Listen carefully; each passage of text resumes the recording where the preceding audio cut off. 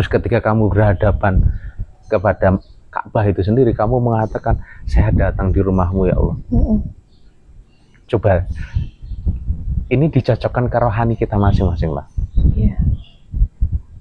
Coba diolah lagi, dibersihkan batinnya. Kalau bisa jangan sekedar syariatnya saja, tapi harus masuk ke rohaninya. Ka'bah itu alat nomor 1 untuk supaya dari segala penjuru itu ibadah bareng-bareng menuju kepada keilahian. Bukan Ka'bah itu menjadi tempat untuk disembah. Kalau kita berpikir Ka'bah itu sebagai alat untuk sebagai Tuhan atau rumah Allah, terus itu untuk mendatanginya sebagai kita menyembahnya, menyembah Ka'bah itu sendiri, sama saja kita menyembah batu loh.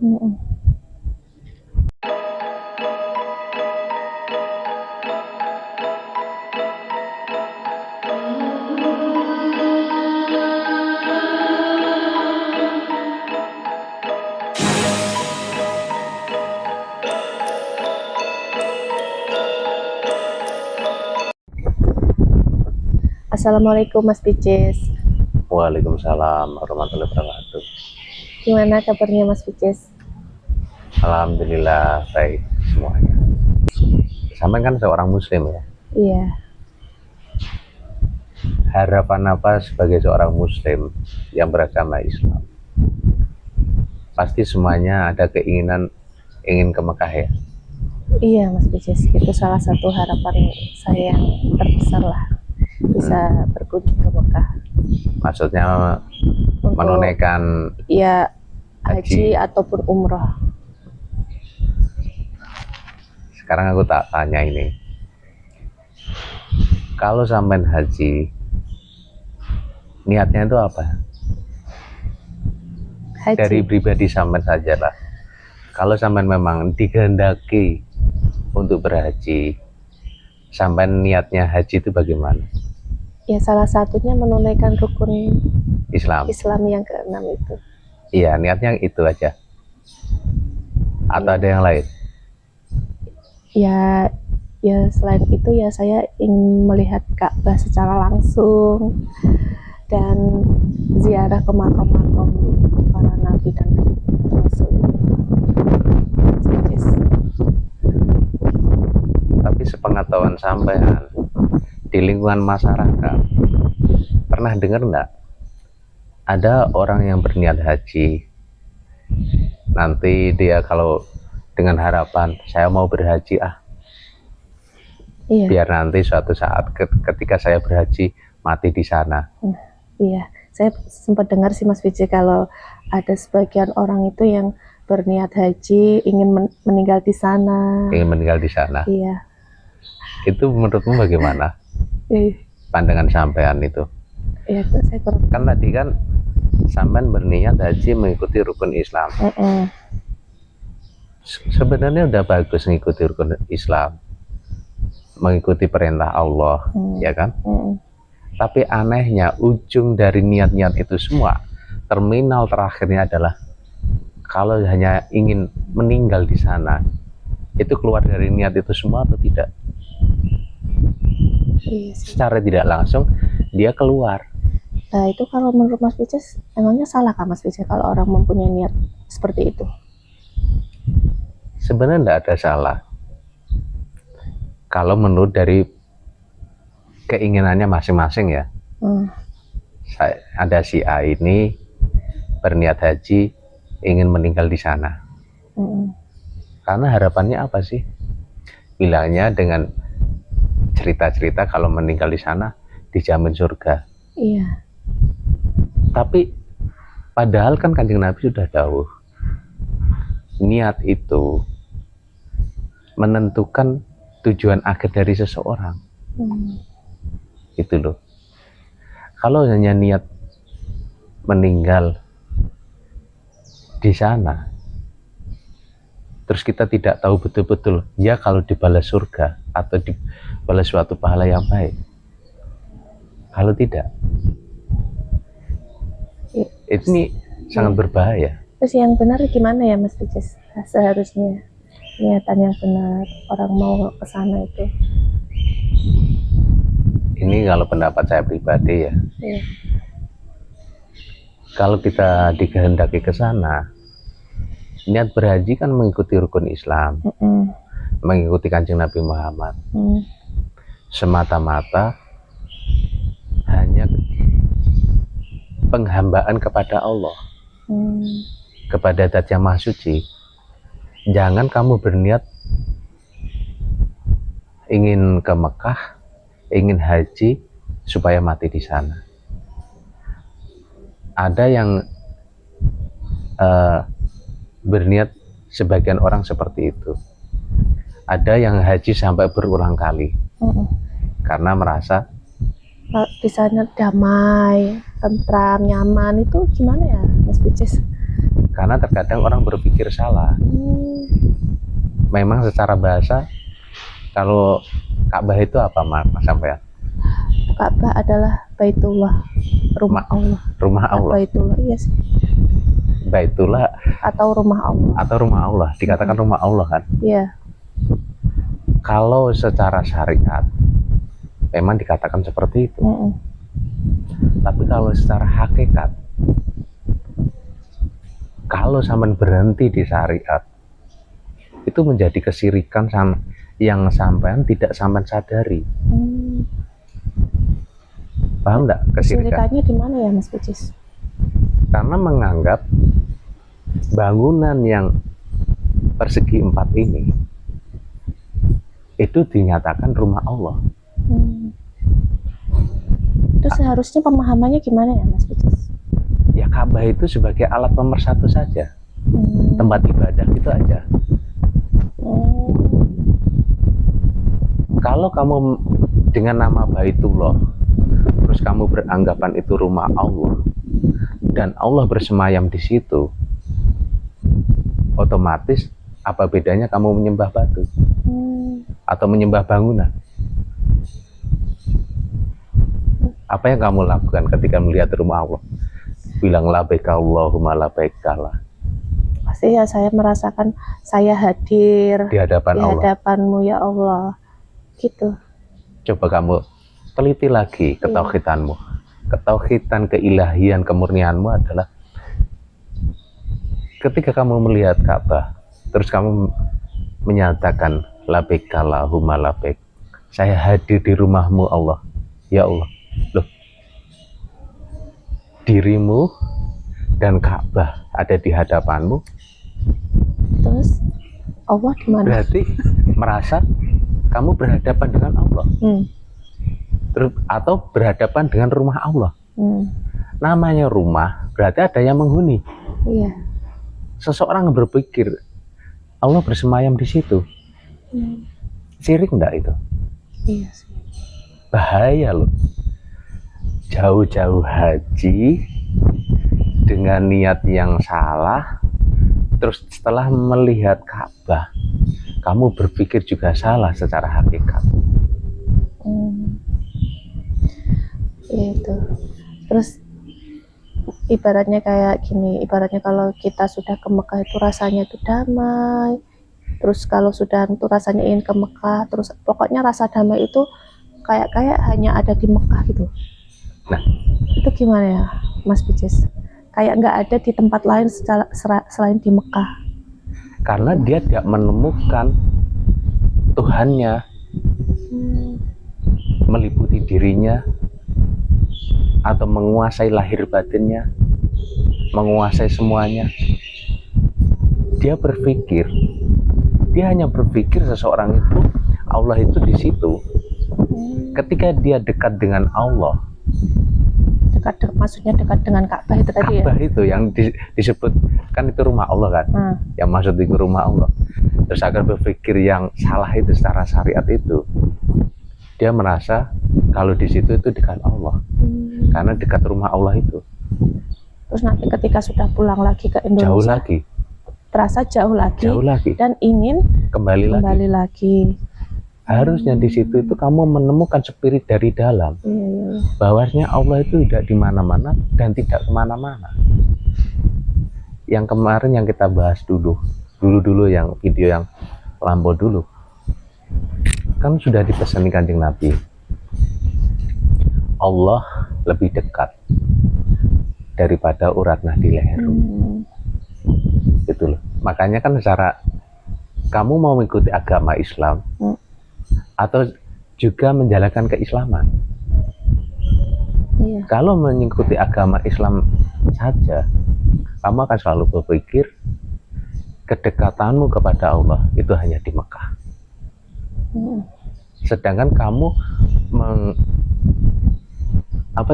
mengulturkan, menyatakan, berpikir Baitullah itu rumah Allah. Terus ketika kamu berhadapan kepada Ka'bah itu sendiri, kamu mengatakan, saya datang di rumahmu ya Allah. Coba ini dicocokkan ke rohani kita masing-masing lah. Iya. Coba diolah lagi, dibersihkan batinnya. Kalau bisa jangan sekedar syariatnya saja, tapi harus masuk ke rohaninya. Ka'bah itu alat nomor 1 untuk supaya dari segala penjuru itu ibadah bareng-bareng menuju kepada keilahian. Bukan Ka'bah itu menjadi tempat untuk disembah. Kalau kita berpikir Ka'bah itu sebagai alat untuk sebagai Tuhan atau rumah Allah, terus itu untuk mendatanginya sebagai kita menyembahnya, menyembah Ka'bah itu sendiri, sama saja kita menyembah batu loh. Sedangkan dia mengatakan ada orang kepercayaan lain begini dianggap itu syirik, dianggap itu sesat. Dia tidak menyadari dia sendiri juga melakukan seperti itu. Apa bedanya dia membentuk bangunan yang segi 4 lalu disembah. Tapi seolah-olah di dalam kajian seseorang mengatakan bahwasanya Allah itu tidak berwujud, tidak bisa digambarkan, tidak bisa dipikirkan, dan dia tidak terbatas dan tidak bisa dibatasi dengan apapun. Dia maha luas. Tapi kenapa dikatakan itu rumah Allah? Terus apalagi kalau pemahaman ketauhidannya tidak matang, pemahaman keilahiannya tidak dijelaskan. Jadi yang paling penting dan utama itu sebelum kita ke Mekah itu yang paling utama adalah niat yang harus ditata ya, agar perjalanan kita itu ke sana tidak sia-sia ya Mas. Betul. Sayang, kita udah menghabiskan uang, terus jauh-jauh dari sana, hanya menyatakan atau membawa ketauhidan batu, membawa kesyirikan. Terus di Indonesia, bangunan yang indah, anggap aja candi sebagai tempat-tempat ibadah, itu kan hanya tempat ibadah, tapi nggak dikatakan rumah Allah juga kan, atau rumah Sang Pencipta kan, enggak kan, tapi itu tempat ibadah. Tapi kenapa kalau di Islam itu kan memang dinyatakan itu Baitullah, itu maksudnya gimana ya? Ya kalau secara syariat kan nama Baitullah. Itu maksudnya gimana Baitullah itu? Baitullah ya, sendiri itu loh. Kan memang di Islam memang begitu. Betul. Penyebutannya memang begitu. Iya. Secara syariat memang dikatakan rumah Allah. Nah itu maksudnya gimana ya Mas BJ? Saya kok kurang paham ya. Ya lebih jelasnya tanya yang lebih paham. Kalau sepengetahuan saya, memang secara syariat itu dikatakan itu rumah Allah. Tapi secara kisah dari Rasulullah itu sendiri, atau bangun dari dulu itu Nabi Ibrahim, Kanjeng Nabi Ibrahim itu tempat ibadah saja, tempat ibadah, bukan rumah Allah gitu loh.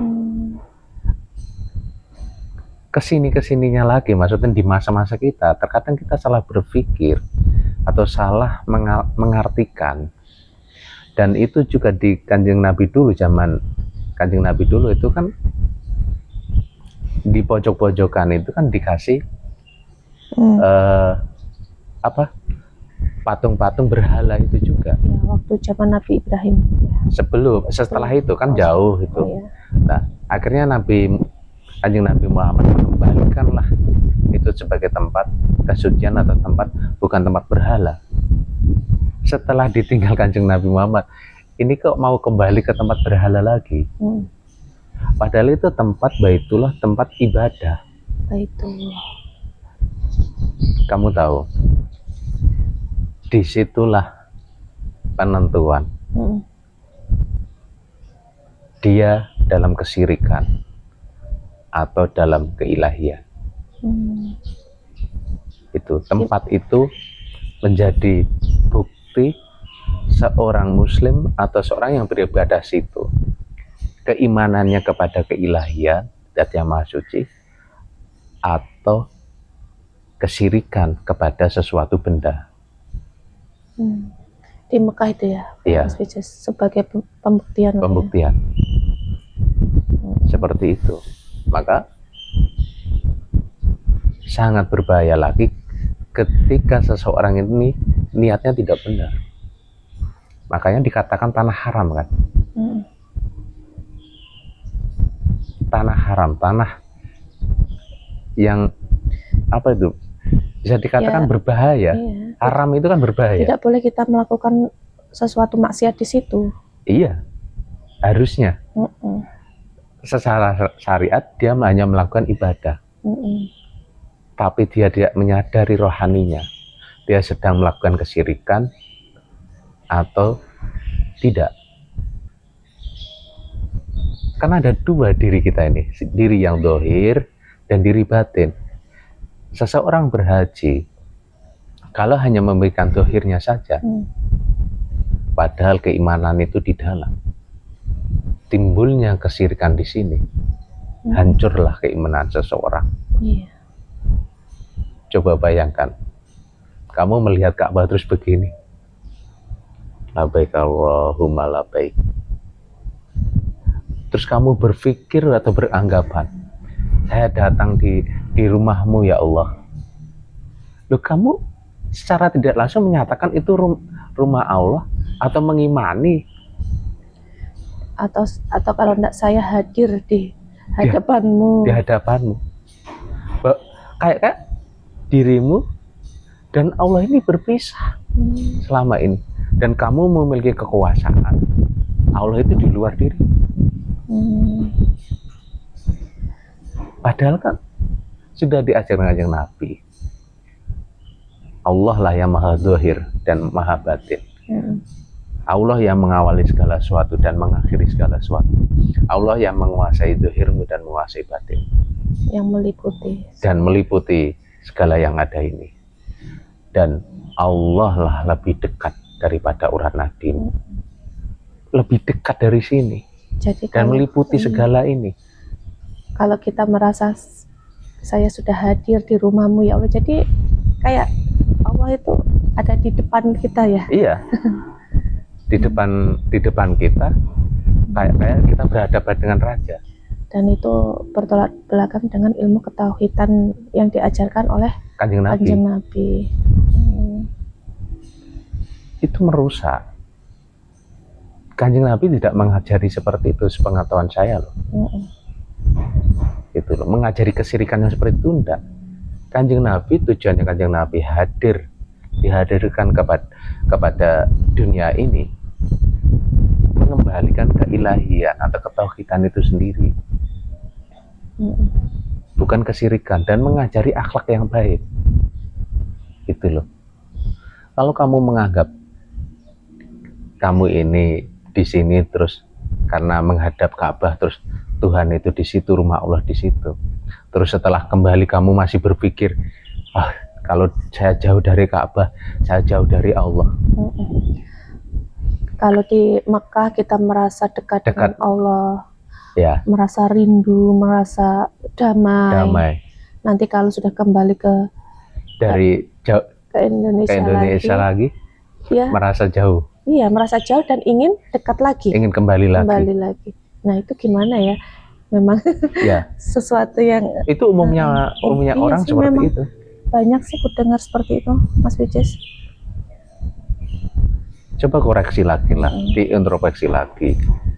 Kalau kamu di situ membawa rohani keilahian Rasulullah, dimanapun kamu berada, kamu sudah dekat kepada Allah, merasa damai gitu. merasa damai.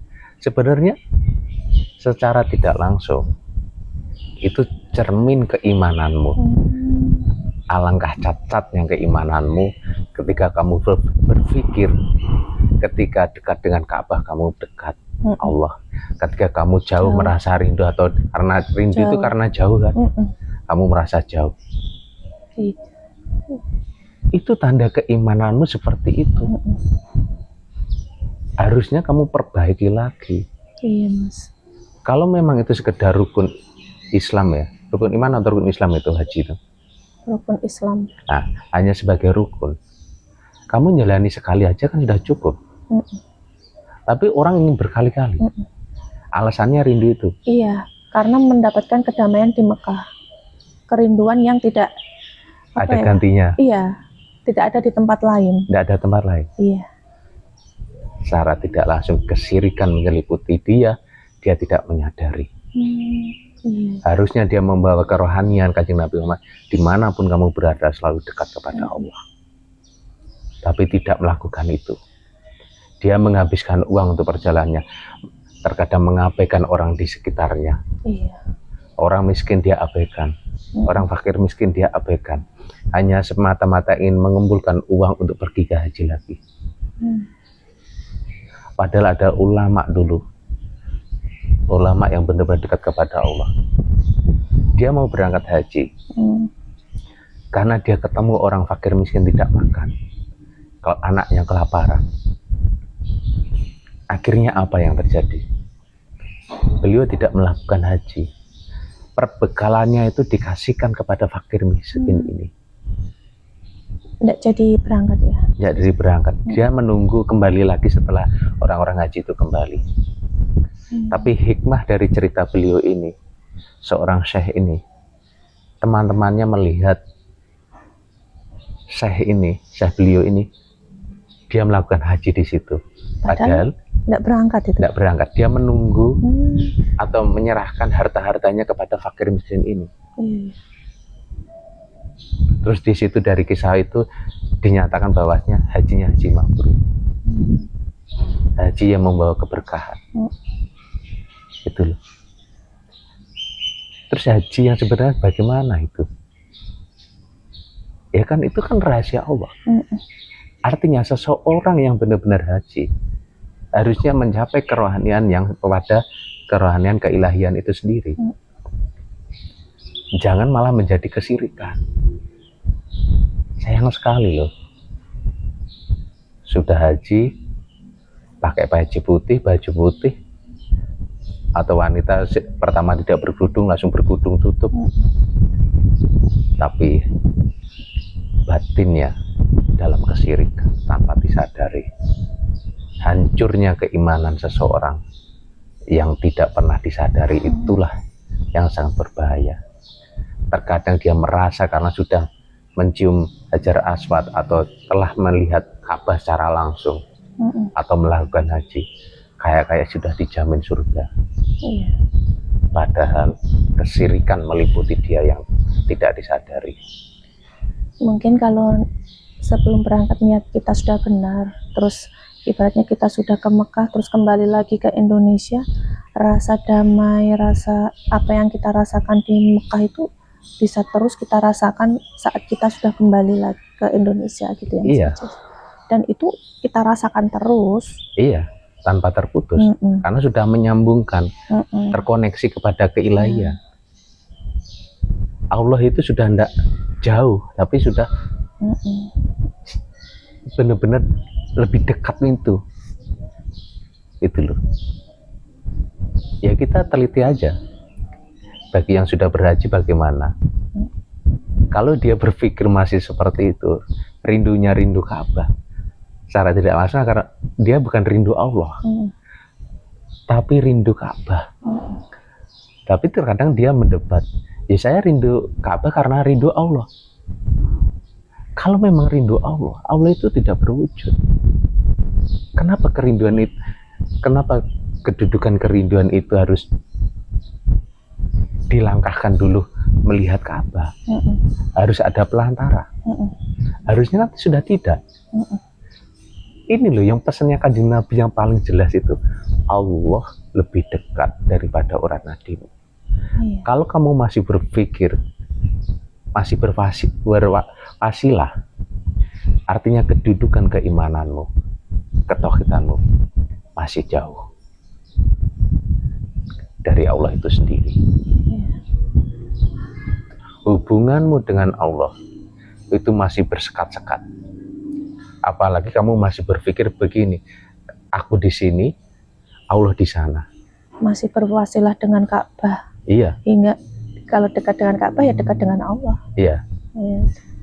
Padahal Allah itu tidak perlu untuk dijembatani. Karena sangat dekat. Itu loh. Itu untuk apa? Untuk ukuran lah sebenarnya keimanan kita bagaimana. Tapi ketika masih kita dikasih waktu, umur, coba diperdalam lagi keimanan, ketauhidannya, keilahiannya dulu. Jangan tauhidnya itu cacat.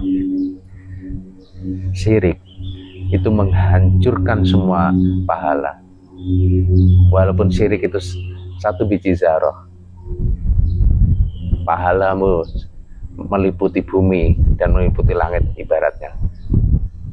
Semuanya itu dianggap tidak ada. Karena kamu datang kepada Allah dengan keakuanmu, dengan kesombonganmu, bukan keilahian yang murni, bukan kehambaan yang suci, bukan. Ini sangat berbahaya. Itu ya. Iya, Mas Bejes. Coba untuk masalah niat, ketika sampean mau berhaji atau berumroh, hati-hati. Di sana tanah haram. Mungkin kamu tidak melakukan maksiat secara dzahiriyah, tapi kamu melakukan bisa-bisa ketika tidak kamu sadari, kamu melakukan maksiat yang besar. Melakukan syirik yang tanpa kamu sadari. Menyembah batu yang hanya ciptaan manusia, bukan bertujuan kepada keilahian. Hati-hati. Nah, nanti bolehlah saya jelaskan. Kamu tahu enggak, di situ di Ka'bah ada namanya batu Hajar Aswad. Tahu? Iya. Batu Hajar Aswad itu merindukan satu orang. Tapi ternyata batu Hajar Aswad itu mengutuk satu orang juga. Itu seperti itu. Iya, nanti. Ya, nanti hati-hati. Nanti kita bahas itu tentang Hajar Aswad, batu Hajar Aswad merindukan seseorang, tapi juga mengutuk seseorang. Iya. Pokoknya diwaspadai, di situ tempat tanah haram. Oke? Ya, Mas Bejes, terima kasih banyak atas waktunya. Nanti kita sambung lagi untuk membahas batu Hajar Aswad itu, Mas Bejes. Baik, Mas Bejes. Assalamualaikum. Waalaikumsalam warahmatullahi wabarakatuh.